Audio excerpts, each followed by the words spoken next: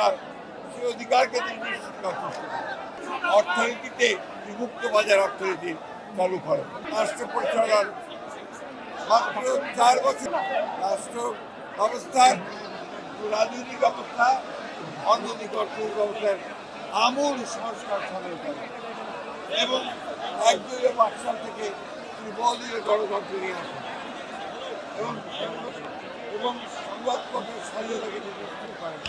সেখানে মাত্র 4টি সংবাদপত্র ছিল, সেটাকে তিনি নিশ্চিত করেন।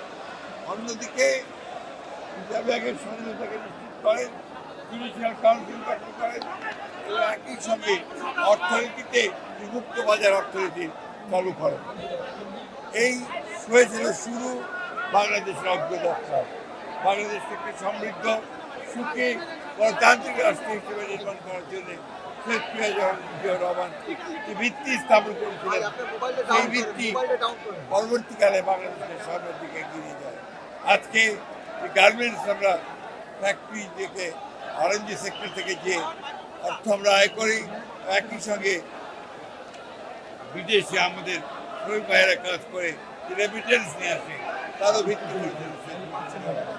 অর্থাৎ এই ষড়জন্ম মহাপুরুষ তিনি বাংলাদেশের অগ্রগতির মূল ভিত্তি রচনা করে দিয়েছিলেন।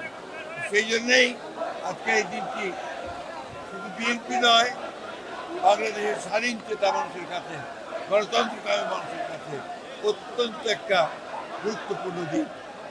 আজকে যখন বাংলাদেশে বিভিন্ন রকম এই গণঅভ্যুত্থানের পরে যখন বিভিন্ন রকমভাবে একটা প্রচেষ্টা চক্রান্ত চলছে এই গণতন্ত্রকে আবার ধ্বংস করার জন্য, সেই মুহূর্তে এই 7ই নভেম্বর বিপ্লব সংহতি দিবস আমাদেরকে সেই পথেই যেতে উৎসাহিত করে, যে পথে সত্যিকার অর্থে আমরা বাংলাদেশে গণতান্ত্রিক রাষ্ট্র নির্মাণ করতে পারবো, একটা সমৃদ্ধ রাষ্ট্র নির্মাণ করতে পারবো, জনগণের ভোটের অধিকারকে নিশ্চিত করতে পারবো, বিচারের অধিকারকে নিশ্চিত করতে পারবো।